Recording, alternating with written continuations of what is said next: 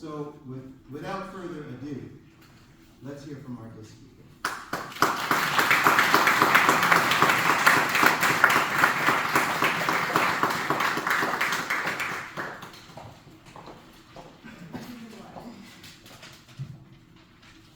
Thank you. I'm not sure what I'm supposed to do here. Jason just talked me up a whole lot of stuff that I didn't put on or have here, but I'll try to do my best and share with you in terms of some pointers that I have. And, sure enough, yes, Jason and I were talking. I remember the last time when you invited me to be your guest speaker, we're talking about, a bunch of different things, and we're going on and on and on as if that was the keynote, right? So I'm hoping not to take up too much of your time because it's a long program. So good evening, everyone. I hope you can hear me. Yes? Yes. All right, good evening, everyone. Good evening. Happy Friday. Thank you, Jason, and the board of the Greater Bellport Coalition, to the South Country Library for hosting, and congratulations to each of our honorees.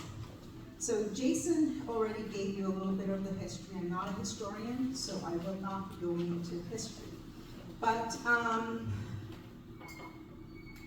Juneteenth started the proclamation, Emancipation Proclamation back January 1st, 1963. It took 2.5 years later for the folks in Texas, Galveston, where it was announced, for them to hear. And so I was thinking about some of the people through history or throughout history that resonate in my mind, whether they're fictional or they're actual people and lives and stories that we can think about. And while I'm not a singer, maybe some of you in here will know the song and you will sing it along with me, or try parts of it, because one of the key characters that I think about reminds me of someone from where I was when we talk about the the abolition of slavery. So carving out one's path. She built a railroad to freedom. Who knows it? Can you sing it? I'm not a good singer. She led the way. Harriet Tubman. For so many, now this is where talking at it sounds good. She built a railroad to freedom.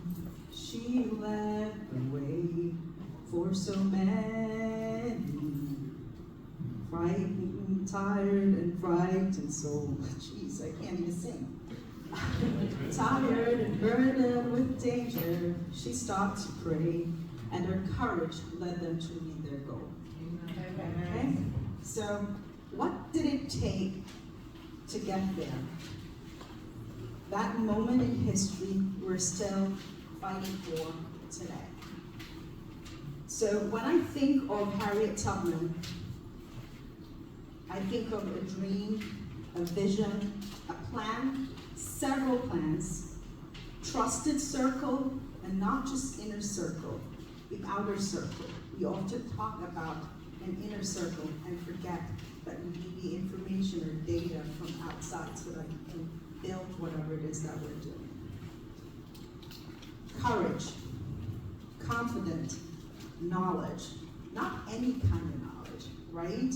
Everybody thinks you go and you learn something one little time. It's being in the weeds, it's working hard, it's learning, it's going out to find out more, to being prepared, preparing yourself for what it is that was given to you, each of you here and everywhere else. The ability to lead, effective communication, being kind and working with others despite differences. Emotional tenacity, investment in self, being bold, integrity, mentorship, faith, patience, cooperation, and not competing. How many of you have seen Hidden Figures? If you haven't, I think it's a wonderful film to watch. So when we think of Katherine Johnson, I think of persistence, advocacy, support, and excellence. When I think about her, I think about the moment when the astronaut said, if she said it is so, that's the only way I'm going to go up. Nothing else matters. So in all our work and everything that we're doing, those are the pieces. Dorothy Vaughn. Now, I relate to Dorothy Vaughn in a way in terms of what she did. So adaptability, leadership, and breaking barriers. When she was entitled to have that book, she explained to her son, right, the memorable pieces. The other part of that was very memorable to me is that she said she advanced herself, she didn't leave anything behind. You are coming with me, and we worked as a team, and we will train each other. That goes beyond boundaries for everyone. Mary Jackson. And one of the things is it's for determination for education and finding resources to make sure that she could be what she wanted or what was inside of her. It's not about being the first, but she had courage and she had charisma to know that she knew how to talk to the person who needed to give her the opportunity to be able to finish, right? We don't always have to be first. This is the part of where competition comes in. So I'm going to go to the Bible a little bit. I'm not a preacher. I'm just sharing the stories from what I recall. The story of Leah. Leah's my friend, so it was cool that she was here, so I picked it, right? And her resilience and faith that she had birthed six of the tribes of the nation of Israel. Is it time? Am I up? Okay. Then I want to talk about Daniel and Joseph, right? Just in general. We're talking about deceptions, obstacles that they overcame, staying true to what they believe and having unwavering faith, right? To be able to come to terms, for example, being the leader or second in command to the person who was in charge. Again, similar to others, you must become everything that you're doing as you're carving out your pathway.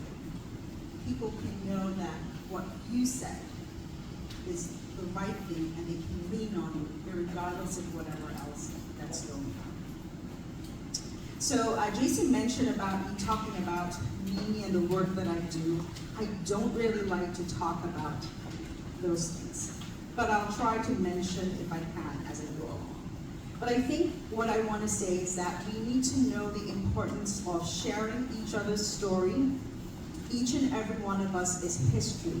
I think the African word, don't quote me on this, and I'm trying to say it properly, is we don't. Each of us are storytellers, and the story should not just reside with us afterwards. It's important for us as people who are older than our next generation to share this information because they don't know the story of you. Not the story you are trying to tell or to pretend is, the true, real story of you.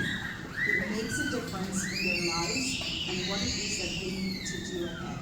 Be authentic.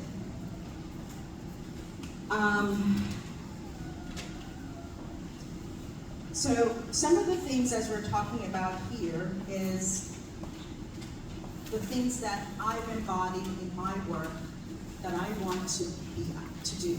I don't want to be a first. I want to know that whatever that I have is things that I can give because they've been given to me to give to others to get them to where they need to be, right? Everything is not about competing, and I think you lose sight sometimes of that. And so when you're looking to navigate whichever world or pathways that you're looking to, you have to find out and stay ahead. Knowledge is key.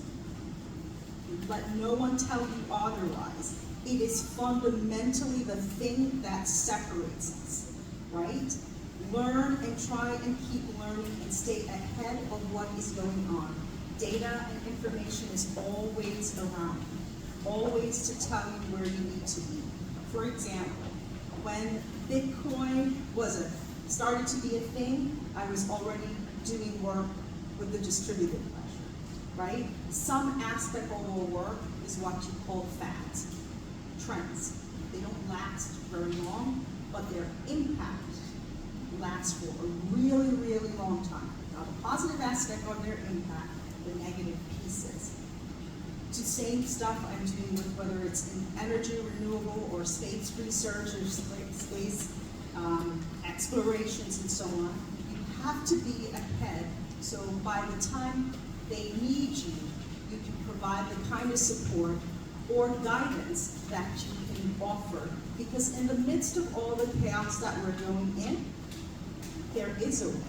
There's lots of opportunities, and life always shows us this. So one of the things that I like to, I guess I'm going to leave with, and I don't know if that helps to answer some of the things you wanted me to share, is what I call key elements of success.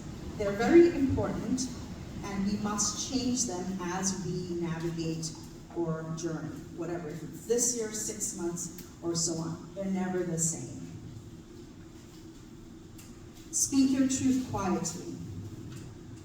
Don't quit. And have regards for your name, because it will last longer than any amount of money that you will have. Your work is valuable and it's important. Thank you.